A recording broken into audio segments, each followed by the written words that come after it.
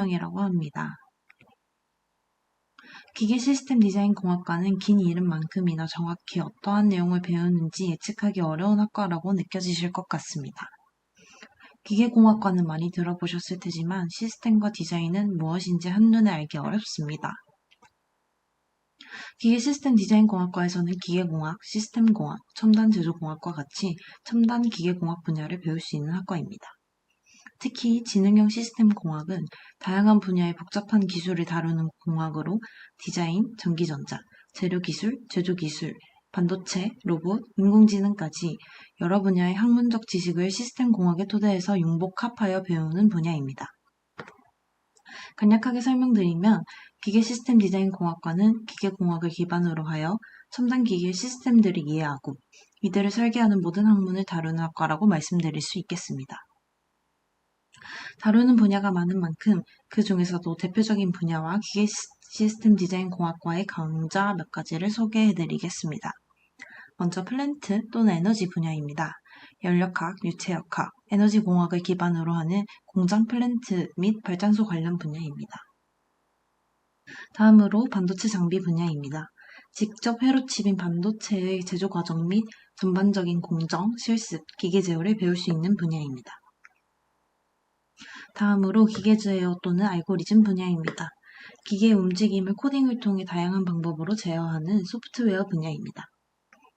메카트로닉스 분야는 기계공학과 전자공학을 융합한 기술을 사용하는 분야로 기계 제어 분야에서 전자공학이 더해진 분야라고 생각해 주시면 되겠습니다. 다음은 스마트 제조 분야로 생산량 증대를 위한 공장 프로세스를 구축하고 첨단 기술을 구현하기 위한 설계 기술 또한 다루고 있습니다. 마지막으로 로봇 분야입니다. 다족보행, 자율주행, 휴머노이드 등 여러 종류의 로봇의 제어와 설계, 움직임을 제작하는 분야입니다. 이러한 분야를 기반으로 다양한 직무로 기업에 진출하고 있습니다. 더해서 기계 시스템 디자인 공학과의 연구단 또한 많은 성과를 내고 있어 학업을 더 이어나가기에도 좋습니다. 이상으로 소개를 마치겠습니다. 감사합니다.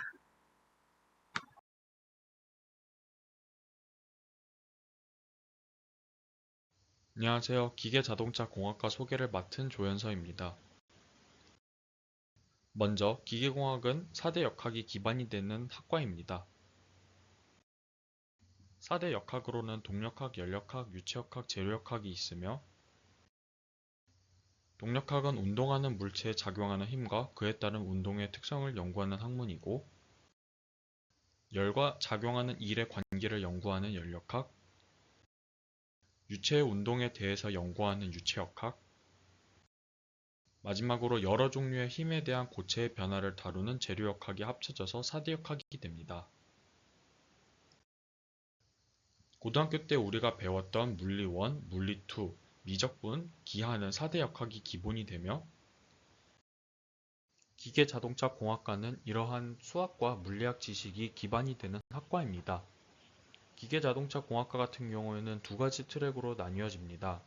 기반 학문인 기계와 그 심화 역학을 배우는 기계 트랙과 응용 학문인 자동차, 그리고 그 응용 역학을 배우는 자동차 트랙으로 나뉘어집니다.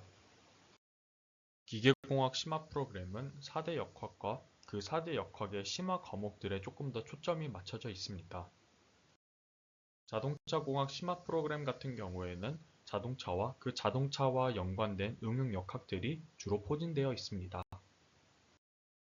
기계자동차 공학과의 취업 분야 같은 경우에는 정말 넓은 분야가 있지만 대표적으로 중공업, 플랜트, 첨단기계, 그리고 에너지 및 제조 분야가 있습니다.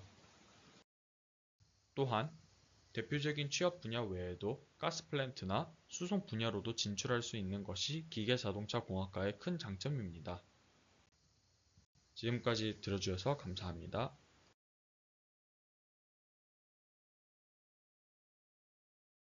안녕하세요. 저는 안전공학과에 대해서 소개드릴 2학번 권경아입니다. 안전공학이라는 학문이 여러분께 조금 생소하게 느껴질 수 있을 것 같아 무엇을 하는 분야이고 진학했을 때 어떠한 장점이 있는 학과인지 간단하게 소개해드리도록 하겠습니다. 이분을 알고 계시나요? 사진 속의 인물은 고 김용균 씨입니다. 김용균 씨는 태안화력발전소에서 비정규직으로 근무하시던 중 석탄운송 컨베이어 벨트에 끼어 사망하셨습니다. 안전공학의 주요 목표는 이러한 일이 반복되지 않도록 사건의 원인을 밝히고 예방 대책을 세우는 것입니다. 안전공학과는 사고에 대한 이해와 예방을 위한 설계를 하기 위해 공학이라는 학문을 배웁니다. 이에 더불어 사람에 대한 학문이므로 인문학적인 분야의 학습도 포함하게 됩니다. 마지막으로 정리하자면 안전공학과는 산업 현장과 일상 속의 여러 위험 요인을 찾아내어 이를 감소하기 위한 공학적 예방 방안과 관리하는 방안을 연구하고 응용하는 학문 분야입니다. 다음으로 안전공학과 진학의 장점에 대해 말씀드리도록 하겠습니다. 최근에 무안에서 일어났던 항공기 추락 사고를 기억하고 계시나요? 이러한 큰 재해부터 오늘 이곳에 계신 여러분이 차를 운전하고 엘리베이터에 탑승하는 사소한 일상까지 안전공학은 모든 분야에 연관되어 있다고 해도 좋은 분야입니다. 첫 번째 장점은 이처럼 안전이 다양한 분야에 연관되어 있으며 관심이 점점 커지고 있다는 것입니다. 두 번째는 제조, 건설, 공공기관 등 다양한 분야의 산업에 진출할 기회가 주어진다는 것입니다. 세 번째는 소중한 한 존재의 생명과 건강을 보호하고 재난과 사고를 예방하여 사회적으로 기여할 수 있는 학문이라는 것입니다. 마지막으로 안전은 융복합적인 학문이라는 것입니다. 문과와 이과를 어우르는 다양한 학문 분야를 배우고 이를 융합하는 인재로서 성장할 수 있습니다. 마지막으로 1학년 전공 과목에 대해 간단히 소개해드리도록 하겠습니다. 안전관리로는 안전공학의 기초이론과 제도적인 측면에 대해 학습할 수 있는 수업입니다. 그리고 정역학과 전기공학계로는 공학 수업이라고 다들 많이 어려울 것이라고 생각하시지만 안전공학 분야에서 공학은 현직자들과 같이 정말 완벽한 계산 능력을 요구한다기보다는 안전에 대해 이해하고 근로자들과 소통하거나 활용하기 위한 수준이기에 크게 두려워하실 필요는 없습니다. 이상으로 안전공학과에 대한 소개를 마무리하도록 하겠습니다. 신입생 여러분의 입학을 진심으로 축하합니다.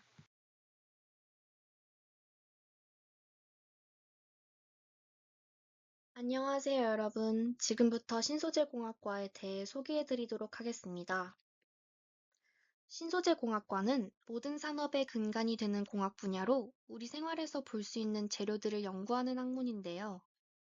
재료들이 어떤 물성을 가지고 어떤 기능들을 구현할 수 있는지를 탐구하는 깊이 있는 학문입니다. 또 물질들의 한계점을 극복하는 새로운 소재를 개발하여 우리 생활을 편리하게 만들어주는 일을 하게 됩니다. 신소재공학과에 들어오게 되시면 1학년 때는 공학을 배우기 전 기초가 되는 과목들을 공부하게 됩니다. 2학년 때는 1학년 때 배운 내용을 바탕으로 신소재공학의 기초가 되는 과목들을 공부하게 됩니다. 3학년 때는 신소재공학에 대한 구체적이고 자세한 내용들을 배우게 됩니다. 4학년 때는 신소재공학과의 심화 과정을 배우게 됩니다. 재료는 정말 다양한 분야에 적용될 수 있기 때문에 하나의 분야뿐만 아니라 다양한 분야에 접목할 수 있는 여러 가지 기초 연구를 할 수 있다는 점이 장점입니다. 따라서 졸업 후에 다양한 분야로 진출할 수 있는데요. 제철, 반도체, 디스플레이, 우주항공, 에너지 관련 산업을 비롯하여 기계, 자동차, 전기전자 등 현대사회의 핵심을 이루는 산업 발전에 기여할 수 있는 학문입니다. 저희 학과 프로그램으로는 기업 탐방이 있는데요. 신소재공학과 재학생들을 대상으로 하여 진행하고 있습니다. 학과 내 활동 및 프로그램에 대해서 더 많은 정보가 궁금하시다면 신소재공학과 홈페이지를 방문하셔서 확인해 보시면 도움이 될 것 같습니다. 이상으로 신소재공학과 학과 소개를 마치도록 하겠습니다. 감사합니다.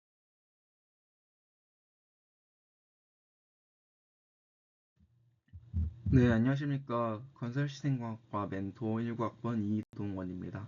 우선 시간 관계상 빠르고 간단하게 건설시스템공학과에 대해서 살펴보도록 하겠습니다. 첫 번째로 저희는 이제 학과 소개부터 먼저 보고 전공 교육과정 그리고 어디로 취업하는지 학생 자치 활동을 간단하게 보면서 마무리하도록 하겠습니다. 일단 첫 번째로 건설시스템공학과는 이제 뭐 건축공학과 건축학과랑 뭐 차이점은 다들 알고 계시겠지만 일단 기본적으로 교량이나 댐, 뭐 공항, 도로 같이 좀 사회 기반 구조물을 만들기 위해서 뭐 설계, 측량, 시공, 뭐 유지관리 등을 배우는 학과입니다. 그래서 자연 환경을 보존하면서 사람들이 편리하고 쾌적하게 살 수 있는 공간과 기반을 만드는데 건설 시스템학과가 이제 영어로 시빌 엔지니어링이라 하거든요. 그래서 시민을 위한 학과라고 많이 불리고 있습니다. 전공 교육 과정은 이렇게 진행이 되는데 일단 대체적으로 1학년 때는 기초교육 과정을 배우고요. 그리고 2학년, 3학년 때는 좀 이론적인 부분, 뭐 구조역학부터 뭐 수리수문화 뭐 아니면 공학수학 이런 것들을 배우고 조금 이제 3학년에서 4학년이 되면서 설계 과목들을 좀 많이 배우고 있습니다. 그래서 이렇게 배운 것들을 보면은 뭐 BIM 설계라고 할 수도 있고, 그리고 가운데 이제 드론 측량, 이제 드론으로 측량을 하는 경우도 있습니다. 그리고 오른쪽에 또 구조적으로 설계를 하는 모습도 볼 수 있는데, 이러한 설계적인 부분에서 이런 것들을 배우기도 하고, 또 나중에 이제 사기업 현장 시공에 나가기 위해서 그 시공적인 부분에 좀 도움이 되는 부분들을 배우기도 하고, 아니면은 뭐 이건 조금 논외지만 취업적으로는 뭐 공기업적으로도 많이 가기 때문에 뭐 사무적으로 업무적으로 필요한 지식들을 많이 배우고 있습니다. 그래서 이제 취업이나 진로는 어디로 가냐가 이제 가장 궁금하실 텐데, 대부분은 이제 뭐 많이 갑니다. 뭐 건설사나 아니면 공공기관, 공기업 아니면 이제 연구소 쪽으로 많이 빠지는데, 뭐 공기업 같은 경우에는 뭐 여러분도 아시겠지만 LH, 뭐 환경공단, 뭐 수자원공사 이런 데들이 있고, 건설사 같은 경우에는 뭐 삼성물산, 현대건설, 포스코, 뭐 GS, SK 이런 데들을 많이 가고 있습니다. 또 연구소 같은 경우에는 뭐 정부 출연 연구소나 뭐 대기업 산하 연구소를 많이 들어가기도 합니다. 학생 자치 활동 같은 경우에는 뭐 간단하게 정리를 해봤는데, 학과 학생회가 있고 단과대 학생회, 총학생회, 그리고 자치기구로 학생회가 많이 구분이 되어 있습니다.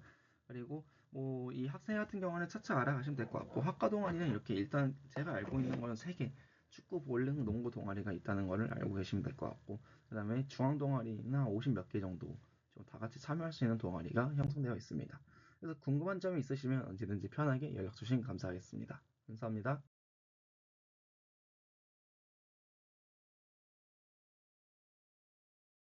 안녕하세요. 저는 건축공학 전공 소개를 맡은 ST자율전공학부 멘토 21학번 정예진입니다. 건축공학의 전공 분야는 크게 건축 시공, 건축 환경 설비, 건축 설계, 건축 IT, 건축 구조로 나뉘게 됩니다. 건축 시공 같은 경우 크게 재료, CM으로 분야를 나눌 수 있는데요. 콘크리트로 창작물을 만들거나 새로운 자재를 개발하고, 건설 기업을 선정하여 IPA 기법 및 스와트 분석 등을 진행하고 있습니다. 건축 환경 설비 같은 경우 라이노 기반 툴을 이용하여 실내 환경, 빛 환경 등등 친환경적인 결과를 도출해내는 프로젝트를 진행해 다양한 학회에 나가고 있습니다. 건축 설계 같은 경우 단위 공간 내를 설계해 보거나 건물을 선정해 리모델링하여 도면, 3D 모델링, 모형 제작 등을 하게 됩니다. 건축 IT는 인간의 힘으로 하기 어려운 것들인 곡선 부재를 만드는 패브리케이션 기술이나 AI 기반 안전 모니터링 기술 등을 다루고 있습니다. 건축 구조는 크게 철근 콘크리트 구조와 광구조로 나뉘게 됩니다. 직접 교량이나 콘크리트볼을 제작하여 하중을 가해 내력을 평가하거나 마이다스 프로그램을 이용해 내진 설계를 비롯한 구조 설계를 다루고 있습니다. 취업 및 진로는 다음과 같이 다양합니다. 공무원 공사공단, 설계사무소, 교육 및 연구기관, 감리 및 CM 회사, 종합건설회사 등으로 나아갈 수 있습니다. 건축공학을 간추려 보자면 4학년이 되면 평생 보장되는 건축 관련 자격증을 응시할 수 있는 요건을 충족할 수 있고, 폭넓은 분야로 나아갈 수 있으며 다른 공대에 비해 인문학적인 소양이 융합되어 있는 공학교육을 진행한다는 점입니다. 들어주셔서 감사합니다.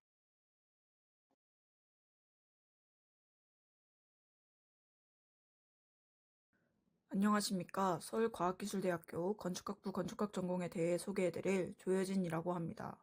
건축학부는 총 2개의 전공으로 구성되는데, 하나는 건축공학 전공이고 다른 하나는 제가 소개해드릴 건축학 전공입니다.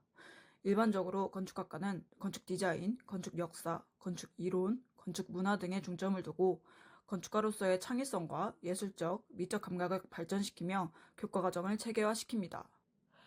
저희 서울과기대 건축학 전공은 5년제 대학입니다. 세계건축사연맹을 중심으로 체계적이고 전문적인 양질의 건축 교육을 제공하기 위해 인증심사를 진행하고 있습니다. 이를 위해 한국은 한국건축학교육인증원에서 건축학 인증제도, 즉 KAAB 인증을 심사받습니다.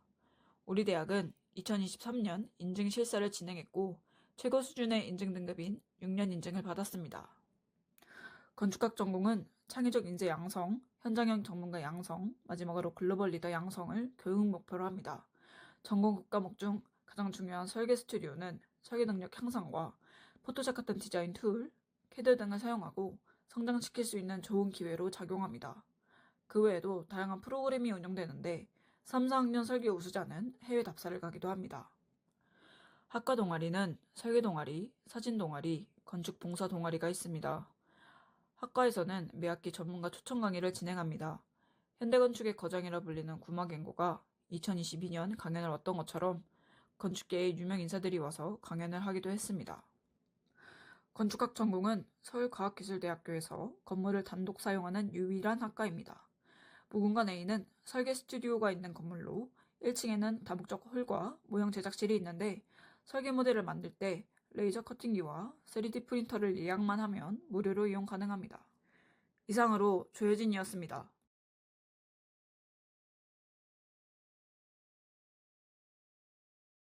네, 안녕하십니까. ST 자율전공학부 멘토링의 멘토를 맡은 전기정보공학과 박율이라고 합니다. 이번 시간에는 전기정보공학과에 대해서 설명을 좀 해드리도록 하겠습니다. 우선 전기정보공학과는 전기, 전자, IT 기술을 교육하는 학과이고요. 반도체나 인공지능, 컴퓨터, 전력, 에너지, 제어, 로봇, 인베디드 시스템, 정보통신, 전파공학 등 전기정보공학 전 분야를 교육하는 학과입니다. 전기정보공학은 전자기학을 베이스로 하는 학문이기 때문에 물리 전반에 대한 흥미를 가진 학생이 학과에 적합하겠습니다. 또한 공학의 본질 핵심 역량은 문제를 해결하는 능력이기 때문에 주어진 문제를 해결하기 위해 소통하고 협력하는 학생이 학과에 적합하겠습니다. 고교에서는 수학이나 물리 등 학과 기초와 연계되는 교과목 학습이 중요합니다. 그리고 영어를 잘 준비해두면 전공학습에 크게 도움이 될 것입니다. 전공 서적이나 강의 자료가 영어로 되어 있는 경우가 많기 때문입니다.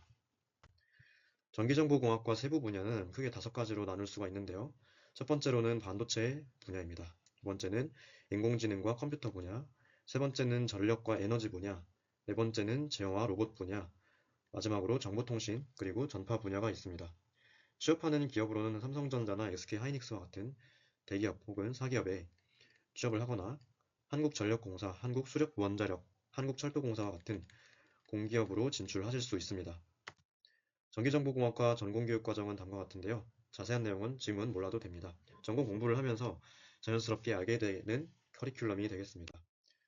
전기정보공학과 동아리 같은 경우는 대표적으로 ACDC가 있는데요. 전기정보공학과의 유일무이한 학술 동아리입니다. 전기정보공학과 학과 정보는 다음과 같고요. QR코드를 스캔을 하시면 홈페이지로 넘어가실 수 있습니다. 네, 이상으로 전기정보공학과에 대한 소개를 마치도록 하겠습니다.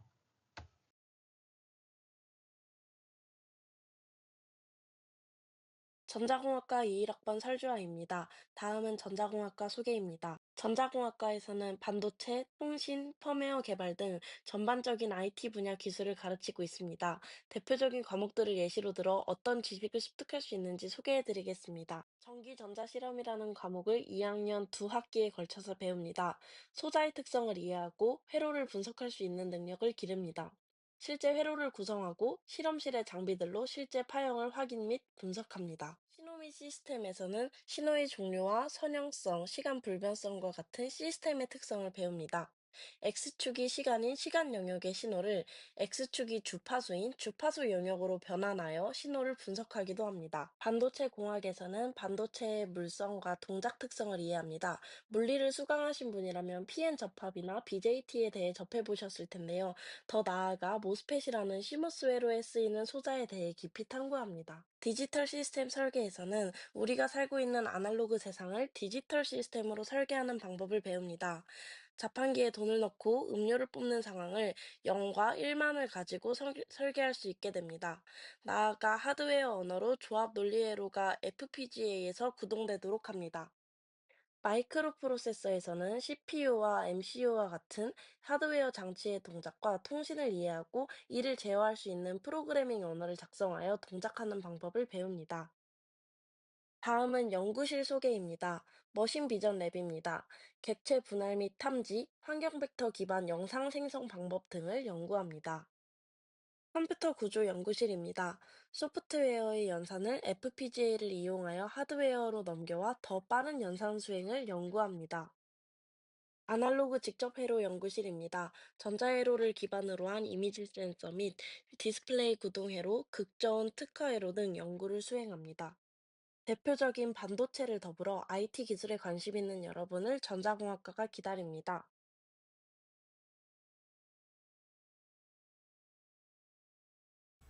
안녕하세요. 스마트 ICT 융합공학과의 소개를 맡은 권성한이라고 합니다. 가트너라는 세계적인 리서치 기관에서 2024년 주목해야 될 기술로 ICT 기술을 뽑았습니다. 이렇듯 점점 이런 정보통신 기술이 중요도가 부각되고 있습니다.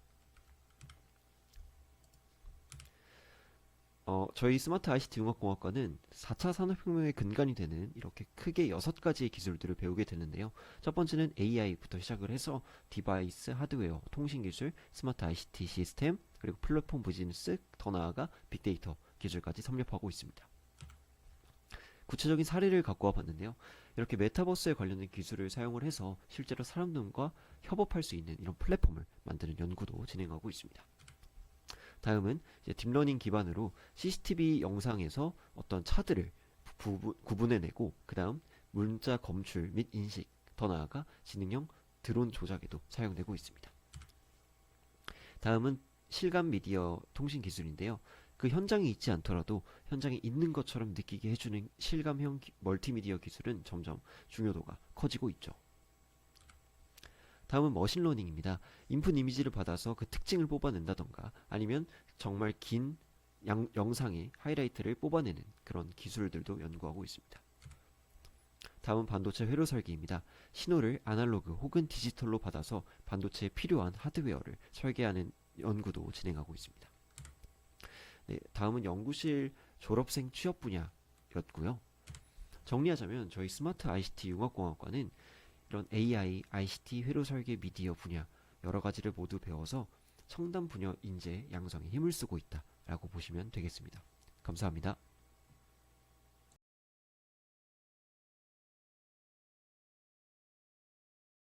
안녕하세요. 컴퓨터 공학과에 대해 소개하도록 하겠습니다. 컴퓨터 공학과에서는 컴퓨터 및 정보 시스템에 관련된 고급 이론과 기술을 배우고 익혀 정부와 사회의 중추적 역할을 담당할 능력을 갖춘 인재를 양성하는 데 목적을 두고 있습니다. 교과과정입니다. 분야는 크게 4가지 분야로 나뉩니다. 이 중에서 빨간색으로 표시된 것이 필수 과목입니다. 따라서 컴퓨터공학과 학생들은 자신이 원하는 진로 분야에 따라 전공 수업을 선택하여 들을 수 있습니다. 졸업 후 진로는 공공 및 행정, 교육개혁과 보안, 시스템, 네트워크, 하드웨어 분야가 있습니다. 그리고 데이터 분석, 멀티미디어, AI, 비전 분야와 프로그래밍 소프트웨어 분야가 있습니다. 학과 특별 프로그램은 산업체 현장에서 실습하는 기업 연계형 장단기 코업 현장 실습 제도가 있습니다. 그리고 분야 전문가를 초청하여 컴퓨팅 트렌드의 전반적인 내용을 제공하는 전문가 초청 특강 프로그램이 있습니다. 캡스톤 디자인 우수작품 장학금은 우수작품 제출자와 외부 대회 수상자 중 선정하여 장학금을 지급합니다. 그리고 방해자 교수 멘토링 프로그램 장학금은 컴퓨터공학과 학생 중 학업 성적이 우수하나 학업 지속이 어려운 학생을 지원하기 위한 장학금입니다. 또한 컴공인의 밤은 컴퓨터공학과 학생이 모여 소통하고 교류를 통해 유대를 강화하는 프로그램입니다. 과 동아리가 다양하기 때문에 자신의 진로와 학습 분야에 관련된 동아리를 선택할 수 있습니다. 툴스, TCP, 플럼이 있습니다. 그리고 다락방, EC, NL이 있습니다. 과 동아리를 하며 다양한 프로젝트를 경험하고 학과 내 선배나 후배, 동기와 친해지며 소통할 수 있습니다. 감사합니다.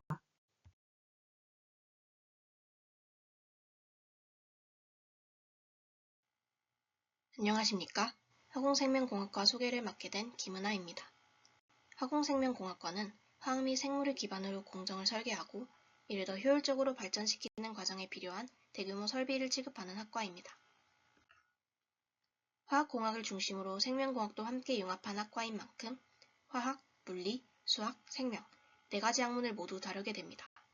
때문에 이런 다양한 교과 개념을 기초부터 탄탄히 쌓고 이를 연계하여 학습할 수 있어야 합니다.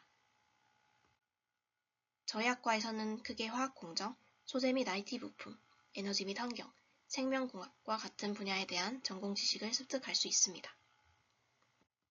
실제 연구 사례를 몇 가지 가져와 봤는데요. 촉매는 우리가 일상생활에서 매일 사용하는 에너지원인 휘발유 및 경유, 플라스틱, 그리고 각종 의약품 등의 생산에 사용됩니다.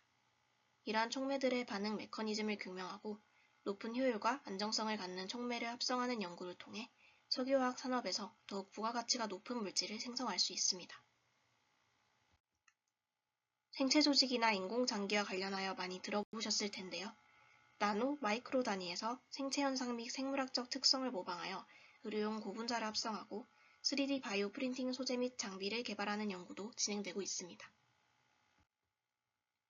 요즘 AI, 특히 생성형 인공지능 사용이 활발해졌는데요. 이런 인공지능에서 사용할 차세대 반도체 소자에 대한 연구도 진행되고 있습니다. 졸업 후에는 화학 공정 및 품질 관리, 반도체, 디스플레이, 제약, 에너지, 친환경 기술 등과 관련하여 여러 사기업 및 공기업으로 진출할 수 있습니다. 지금까지 화공생명공학과를 소개해드렸습니다. 화학이나 물리에 흥미가 있고 앞에서 소개드린 연구 분야들 혹은 화학 공정 과정에 관심이 있다면 화공생명공학과를 고려해보시는 것도 좋겠습니다. 감사합니다.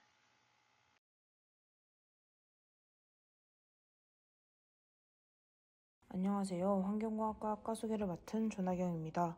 지구위기 시대에 우리 환경공학 전공은 물, 대기, 토양의 지구환경과 인간활동 부문의 상호작용에 대한 통합적 이해를 바탕으로 환경문제 해결을 위한 전문 지식을 배양하며 환경공학 전반의 최신 과학적 접근과 설계 기법을 교육합니다. 다음으로는 환경공학과의 세부 전공에 대해 소개해드리겠습니다. 첫 번째 환경생물공학은 환경오염물질을 미생물을 통해 분해하는 기작을 실제 공정에 적용할 수 있도록 연구하는 환경미생물 분야입니다. 화학물질 및 기타 유해한 물질이 살아있는 유기체에 미치는 건강 영향을 평가하는 환경 독성 분야가 있습니다. 환경화학 및 기기분석 분야에서는 환경오염물질을 기기, 화학적으로 분석하여 검출하거나 효율적인 분석 방법을 확립하고 제거하는 분야입니다.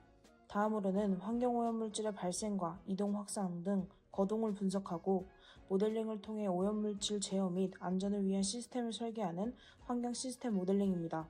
폐기물 분야는 생활, 산업 폐기물의 발생 및 성상을 분석하고 자원화 방안을 제시합니다. 대기 분야는 대기오염 발생원을 진단하고 분석하여 처리 방법 및 확산에 대해 검토하는 분야입니다. 수질 분야는 상하수도와 폐수 처리로 나뉩니다. 상하수도는 토목 및 상하수도에 관련하여 처리 방안을 검토하거나 시설을 설계하는 분야이고 폐수 처리 분야는 생활폐수 및 산업폐수를 처리하고 해석 및 진단하는 분야입니다. 이처럼 저희 환경공학과는 다양한 세부 전공을 가지고 있어 원하는 분야를 직접 탐색하고 공부할 수 있는 장점을 가지고 있습니다. 환경공학과를 졸업한 후 크게 5가지 직종을 주로 취업합니다. 환경부 등의 공무원, 보건환경연구원 등의 연구소, 환경공학과 관련 교수 및 연구직, 현대건설 등의 시공건설사, 한국환경공단 등의 공기업입니다. 이상으로 저희 환경공학과 학과 소개를 마치도록 하겠습니다. 감사합니다.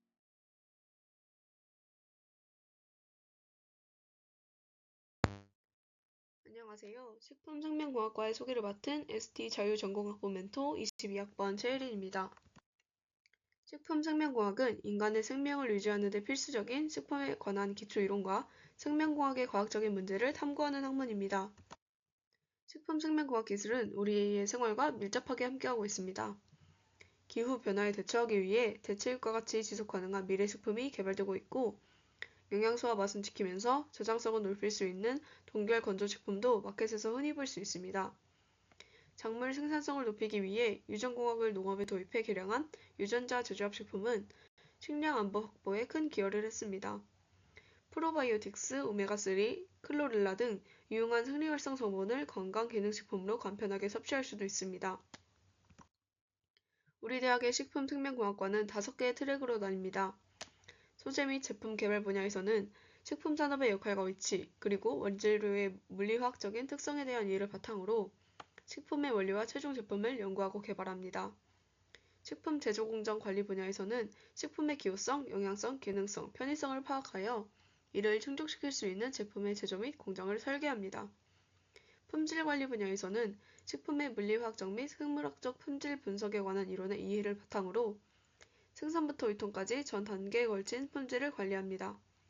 식품 위생관리 분야에서는 식품의 안전성과 건전성, 품질을 확보하기 위해 미생물 및 화학적 위해 요소를 분석하고 각 생산 유통 단계에서 위해 요인들을 관리합니다. 기술 마케팅 분야에서는 판매 시장의 분석을 통해 신제품을 개발합니다. 교육 과정은 2, 3학년에 전공 핵심 과목들을 수강하고 4학년에는 진로를 정하기 위한 전공 심화 과목을 수강함과 동시에 캡스톤 디자인 과정을 밟는 방향으로 구성되어 있습니다. 학과 동아리를 통해 학생 자치 활동에도 참여할 수 있습니다. 21년의 전통을 자랑하는 유일한 학술 동아리인 푸드캅, 국내 대학 최초의 수제 맥주 양조 동아리인 스트랩, 축구 동아리인 레아리군 이렇게 총 3개의 학과 동아리가 있습니다. 졸업 후에는 CJ제일제당, 오뚜기 등의 식품회사에 취업하거나 식품의약품안전처, 보건환경연구원 등 정부 산하 연구기관에 진출할 수 있습니다. 학문에 더 뜻이 있을 경우 본교 식품생명공학과 대학원에 진학 시 다양한 장학 프로그램과 국외 대학과의 교류 프로그램이 마련되어 있습니다. 발표를 들어주셔서 감사합니다.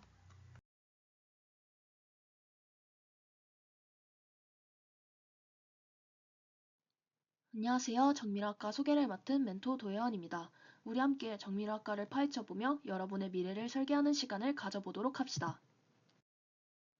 정밀화학과에서 어떤 비전을 가지는 사람이 될 수 있을까요? 정밀화학과는 나노기술, 바이오 소재, AI 기반 분자 설계, 고분자 소재, 혁신 시작 개발, 신재생 에너지 등 첨단 산업의 핵심 기술을 기초과학 관점에서 학습합니다.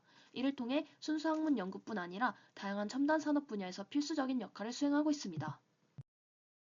우리 학과에서는 무엇을 배우고 원하는 분야의 역량을 키울 수 있을까요? 우리 학과에서 생활하면 크게 두 분야의 전문성을 키울 수 있습니다. 우선 2학년에 유기화학과 분석과학을 그리고 3, 4학년에는 정밀유기합성, 분자세포생물학 등을 학습하면서 제약 바이오 분야의 전문적 역량을 키울 수 있습니다. 그리고 2학년에 물리화학, 화공약론을, 3, 4학년에는 전기화학, 고분자화학, 무기화학, 분자설계론 등을 학습함으로써 화학소재, 반도체 및 디스플레이 분야의 핵심 역량도 키울 수 있습니다. 다양한 실험 실습과 함께 실제로 응용해보고 본인이 얻은 결과를 심도 있게 탐구하여 첨단과학 분야의 핵심 인재로 거듭날 수 있도록 합니다. 이 사진들은 앞서 이야기 나눈 실험 과목에서 실제로 실험을 하고 얻은 데이터들입니다. 정밀학과의 실험은 단순한 과정이 아니라 직접 결과에 대해 고민해보고 해결하며 스스로 성장할 수 있는 기회가 되기도 합니다. 실험을 하며 얻은 성취감은 이루 말할 수 없습니다. 그럼 정밀학과를 졸업하게 된다면 어떤 분야로 진출할 수 있을까요? 정밀학과를 졸업하면 화학 소재, 반도체 및 디스플레이, 제약 바이오를 망라하는 다양한 분야의 회사에 진출할 수 있습니다. 실제로 정밀화학과를 졸업한 선배님들은 하나케미칼, KCC, 삼성전자, 동아제약, 아모레퍼시빅 등 다양한 곳에서 활동하고 있습니다. 이상으로 정밀화학과 소개 마치겠습니다. 정밀화학과에 오셔서 여러분의 꿈을 키우시길 희망합니다. 감사합니다.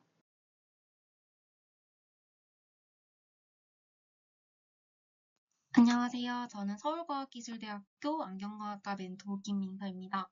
안경과학과 소개를 시작하겠습니다. 안경과학과는 보건의료 계열의 학과로 국민의 눈 건강에 이바지하는 안보건 의료인을 양성하는 학과입니다.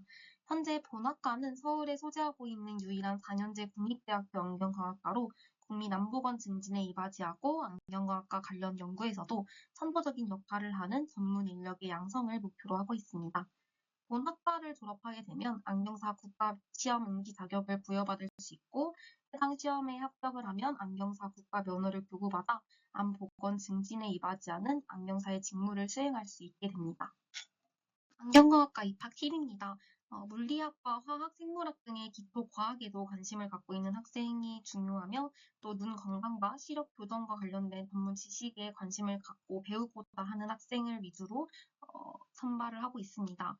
또한 안경과학과 같은 경우에는 미국, 유럽, 일본 등의 다국적 기업에서 일을 할 수 있는 환경이기에 영어는 물론 독일어, 일본어 등의 외국어 능력을 갖추는 것이 도움이 됩니다. 따라서 글로벌 환경에서 효과적인 협력을 위해 외국어 능력뿐만 아니라 원활한 커뮤니케이션 능력도 중요한 역량으로 평가받고 있습니다. 졸업 후에는 안경원, 안과, 콘택트 렌즈 및 안경 관련 회사에서 교육, 영업, 마케팅 등의 업무를 수행할 수 있습니다. 학과에서는 안경사 국가시험 대비를 위한 특강 프로그램과 국제 콘택트 렌즈 교육 이수 인증 프로그램을 운영하고 있습니다. 또한 실무를 체험할 수 있는 기업 연계형 실습 제도와 취업 및 진로 등의 전반적인 내용을 제공하는 특강 프로그램을 운영하고 있습니다. 다음으로는 학과 동아리입니다. 학과 교수님들의 연구 분야입니다. 이상으로 안경과학과 소개를 마치겠습니다. 감사합니다.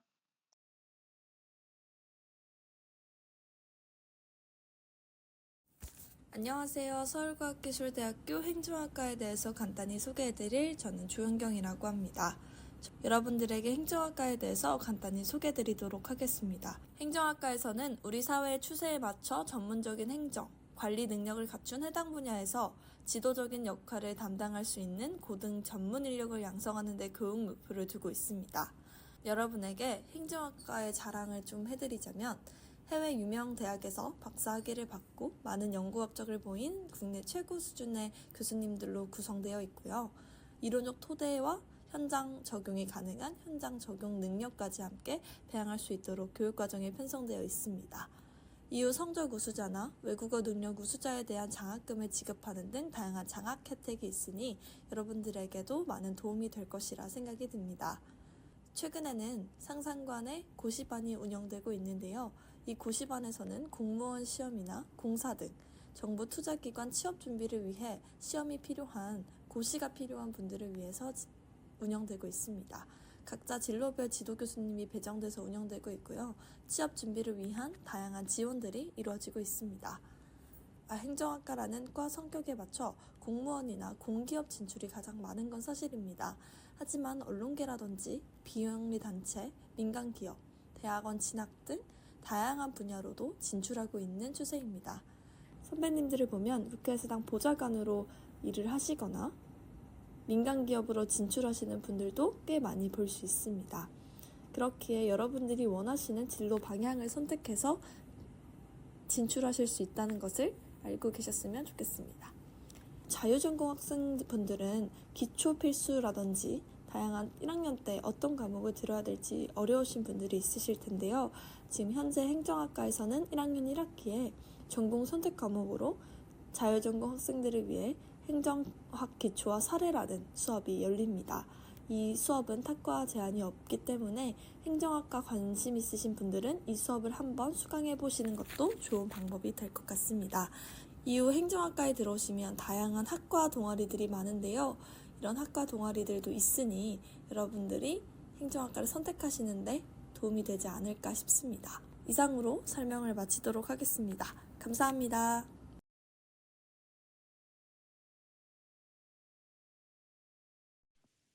안녕하세요. 서울과학기술대학교 영어영문학과 소개를 맡은 영어영문학과 재학생 김세연이라고 합니다. 우선 영어영문학과는 국제화 시대에서 필요한 자질들을 향상시키는 데 주목하고 인문학의 기본 소양을 바탕으로 영어학, 문학, 번역 등 다양하고 깊이 있게 전공 분야를 탐색할 기회가 주어집니다.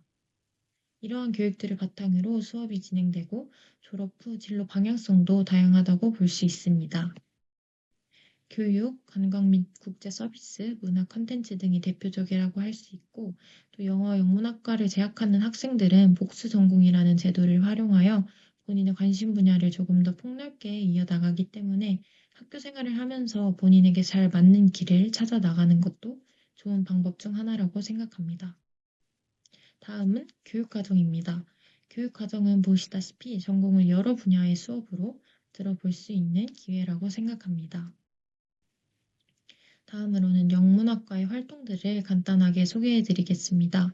우선 과 동아리로는 영자신문부와 여행 동아리가 있고 이 외에도 학교 생활을 조금 더 재미있게 즐길 수 있는 여러 행사들이 마련되어 있습니다. 이 사진처럼 교수님께서 번역 전문가님을 초청해 주셔서 인공지능과 번역이라는 요즘 시대에서 떠오르는 주제의 강의를 들을 수 있었고 또 24학년도 행사 때는 영문학과 졸업 선배님들의 강연들을 들을 수 있었습니다. 이렇게 의미 있는 강연들을 들어볼 수 있는 기회가 많이 주어지기도 하고 또 우리 영어 영문학과는 인원수가 탁과 비교 상대적으로 적은 편이라 소수과라고도 불리는데 그만큼 학과 동기들과 선배들 그리고 교수님들과 친근한 분위기로 만족스러운 학교 생활을 할 수 있는 학과라고 생각합니다. 그럼 소개 영상을 마치겠습니다. 감사합니다.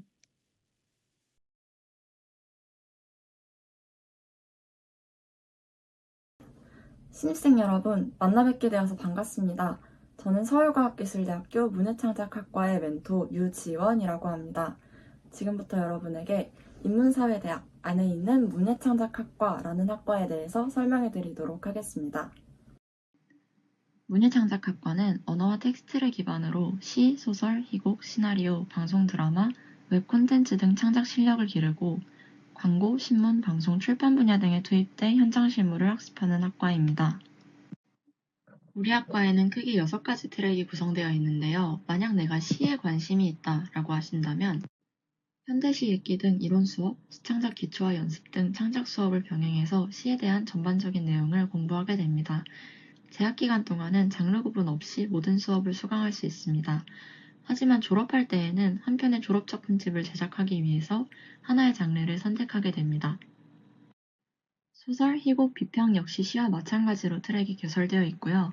SF, 웹툰, 웹소설, 방송 시나리오, 동화 등 순수문학뿐만 아니라 언어를 기반으로 하는 다양한 콘텐츠를 연구하고 공부하는 학과입니다. 앞서 말씀드린 것처럼 수업은 크게 2가지로 구성되어 있습니다. 이론 수업에서는 창작 기법과 이론에 대해 배우고 작품을 분석합니다. 창작 수업에서는 실제 작품을 창작하고 이를 바탕으로 교수님과 학우들과 함께 합평을 진행합니다. 희곡 수업에서는 직접 쓴 희곡으로 연극을 올려서 사진에 보이는 것처럼 한 학기를 마무리하기도 합니다.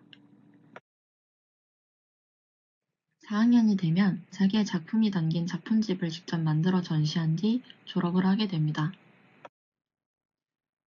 졸업 후 진로는 크게 창작 분야와 출판 분야로 나뉩니다. 특히 최근에는 웹 콘텐츠 프로듀서, 한국어 교육 계열 등 기타 언어를 기반으로 하는 분야로 다양하게 진출하고 있습니다. 지금까지 문해창작학과에 대한 학과 설명이었습니다. 감사합니다.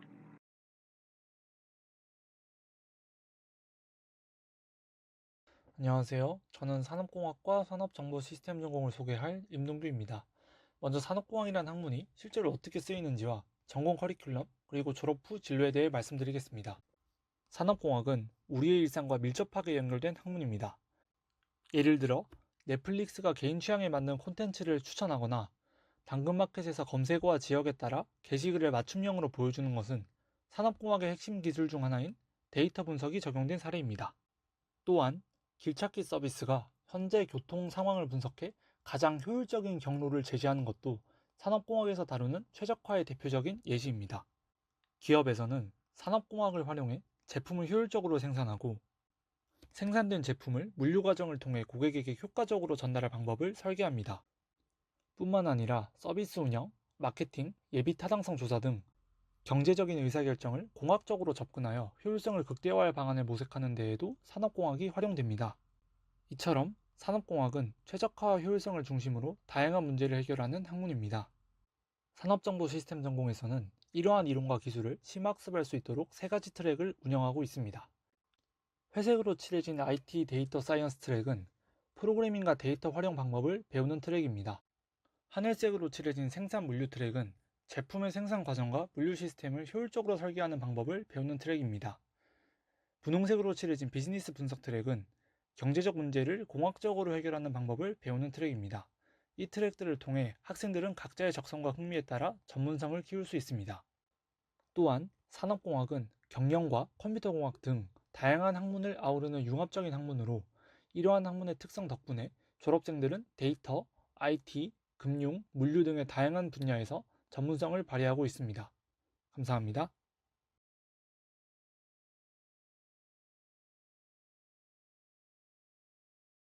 서울과기대 경영학과 경영학 전공에 대해서 소개해드리겠습니다.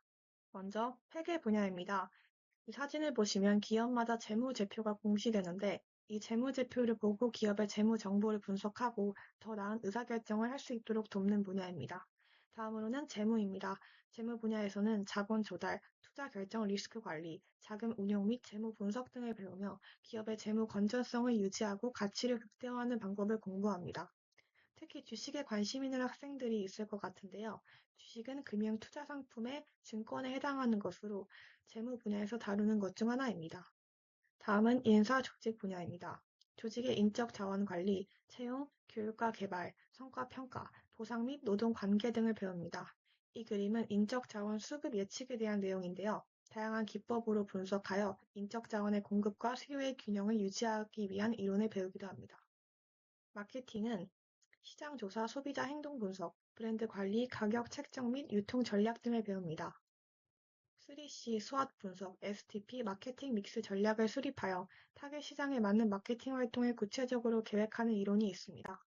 마지막으로 서비스 운영 관리와 MIS입니다.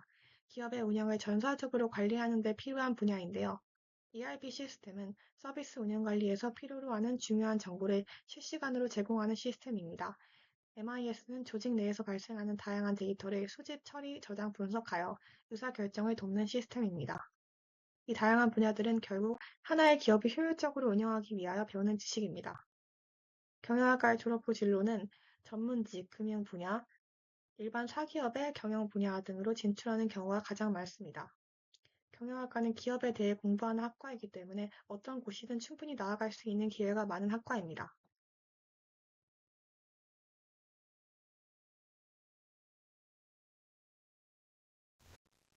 안녕하세요. 경영학과 글로벌 테크노 경영 전공 소개를 맡은 김윤영입니다. 글로벌 테크노 경영 전공은 4차 산업혁명이 가져오는 변화를 이해하고 이에 대응할 수 있는 글로벌 기술 경영 융합 인재 양성을 목표로 하고 있습니다. 핵심 경영학을 기반으로 소프트웨어 프로그래밍, 빅데이터 분석, 핀테크 등 다양한 융합 교과목들을 배울 수 있고 기업과 연계하는 실무 중심의 교과목들을 수강할 수 있습니다. 글로벌 교육을 위해 몽클레어 주립대학 그리고 피츠버그 주립대학과 교류하여 복수학위를 얻을 수 있는 제도가 있습니다. 우리 대학에서 2년, 해당 학교에서 2년 동안 수학한 후 양교의 학위를 동시에 얻을 수 있는 제도로 신청자에 한하여 학점과 영어 성적을 기준으로 선발하고 있습니다. 데이터 분석 중심의 기술 경영 전공인 비즈니스 애널리틱스에서는 통계, 데이터 마이닝, 및 시각화 등의 기법을 사용하여 경영의 주요 문제들을 해결할 수 있는 능력을 함양하고 있습니다. 저희 학과에서는 주로 스트렉스폴 비즈니스와 같이 통계 프로그래밍인 R을 활용하여 데이터를 분석하는 교과목과 파이썬 입문과 같은 앱 프로그래밍 교과목이 개설되고 있습니다.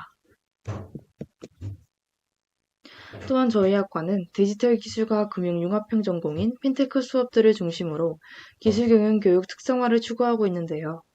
나아가 지식재산 연계융합 과목들도 개설되어 저작권, 특허권을 포함한 지식재산권에 관련된 내용도 학습할 수 있습니다.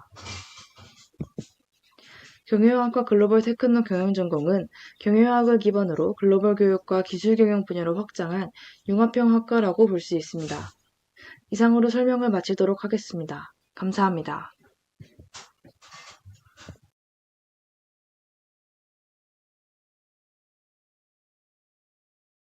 안녕하세요. 인공지능응용학과 소개를 맡은 이용선입니다. 2009년 무렵 시작된 4차 산업혁명 시대에서 인공지능은 핵심 기술로 늘 거론되는 분야입니다. 특히 2016년의 알파고와 2022년의 챗 GPT를 통해서 그 중요성과 파급력을 계속해서 입증시키고 있습니다. 인공지능이 다루는 주요 분야는 크게 머신러닝, 컴퓨터 비전, 자연어터리, 로보틱스, 딥러닝 등으로 나뉩니다. 머신러닝은 사람이 명시적으로 프로그래밍하지 않고도 컴퓨터가 데이터를 통해 스스로 학습하며 성능을 향상시킬 수 있도록 하는 알고리즘과 모델 개발을 포함합니다. 컴퓨터 비전은 이미지 및 비디오와 같은 시각적인 정보를 이해하고 해석할 수 있도록 하는 데에 중점을 둔 분야입니다. 여러분들이 일상생활에서 접하는 스노우, 얼굴 인식, 그리고 QR코드 탐지 등이 이에 해당합니다. 자연어 처리는 음성 및 텍스트와 같이 인간 언어를 처리하고 이해할 수 있도록 하는 데 중점을 둔 분야입니다. 여러분들이 잘 알고 계시는 챗 GPT는 자연어 처리의 대표적인 기술로 텍스트 생성, 대화 시스템 등에서 혁신적인 성능을 보이고 있습니다. 딥러닝은 머신러닝의 하위 분야로 인공신경망을 기반으로 하여 사람이 데이터에 대한 사전 지식을 넣어주지 않고도 모델이 직접 학습할 수 있도록 하는 분야입니다. 인공지능 응용학과는 단순히 인공지능 기술을 학습하는 데 그치지 않고 앞선 세부 분야나 학생 개인의 관심 분야에 특화된 인재를 양성하기 위해 타학과와 차별화된 전공 우선 배치를 시행하고 있습니다. 이 교육과정을 통해 3, 4학년 때에는 연계 분야와 응용 기술에 집중할 수 있도록 설계되었고 학생들은 대학교 4학년 과정에서 현대 산업에 실질적으로 응용할 수 있는 기술과 전문성을 갖추도록 목표를 두고 있습니다. 이처럼 체계적이고 실질적인 학습 과정을 통해 인공지능 응용학과는 졸업 후 취업 시장에서 경쟁력 있는 인재를 양성하고자 합니다. 감사합니다.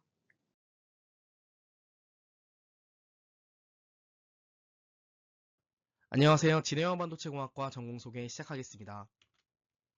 진해영 반도체공학이란 무엇일까요? 반도체는 과거부터 작게 발전해왔습니다.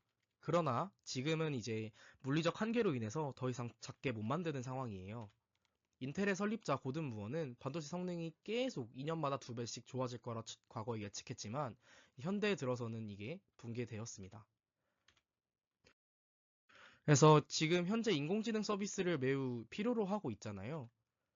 그런데 이제 여러 기업들에서는 반도체의 성능 한계에 도달한 이 현실을 극복하기 위해서 새로운 관점에서 칩을 만들어야겠다고 생각하고 있습니다. 그래서 저희 진행형 반도체공학과에서는 기존에 있는 학과들과는 다른 새로운 주안점으로 반도체를 바라봅니다. 첫 번째는 여러 가지 이제 기능으로 쪼개져 있던 칩을 하나의 시스템으로 만드는 시스템 집적화의 관점이고요. 두 번째는 기존의 평면 반도체에서 벗어나서 이제 3D 형태로 소자의 구조를 바꾸는 관점입니다. 그래서 반도체는 크게 소자, 공정, 설계로 나눌 수 있는데 이 두 가지 분야, 이 세 가지가 다 합쳐져야지 앞에 말했던 주안점으로 반도체를 바라볼 수 있어요.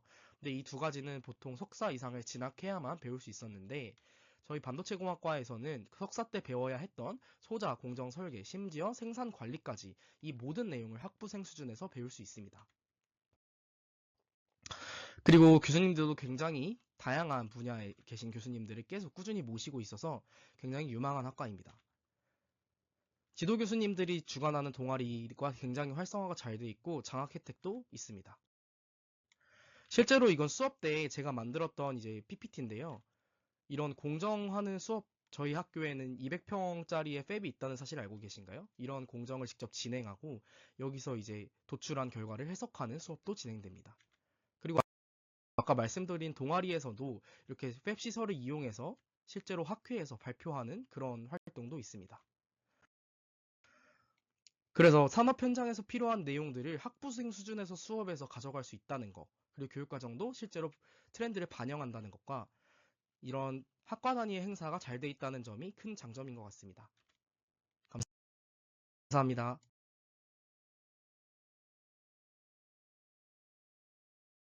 네, 안녕하세요, 여러분. 저는 미래에너지융합학과 교수 최민기입니다.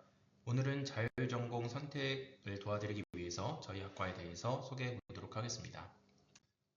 현재 에너지 관점에서 화석연료 사용으로 인한 기후변화에 대응하기 위하여 탄소 중립 달성이 굉장히 필수적입니다. 저희 학과는 이런 탄소 중립을 달성하기 위한 미래에너지원인 수소 그리고 2차 전지를 필두로 한 에너지 공학과 거시적인 안목을 다룰 수 있는 에너지 정책 그리고 경제를 다루는 교수님들과 함께 첨단 인재 양성을 위한 융복합 교육 및 연구를 진행하고 있습니다. 정부 또한 이러한 글로벌 트렌드에 발맞춰서 2차 전지 및 수소를 12대 국가 전략 기술로 포함시켜서 굉장히 관심을 크게 갖고 있고요. 다음과 같이 현대, SK E&S, 포스코 같은 수소 관련 기업과 배터리 관련 기업, 정부 출연 연구소, 에너지 관련 공기업 등 굉장히 다양한 방면으로 진로 및 취직의 길이 열려 있습니다.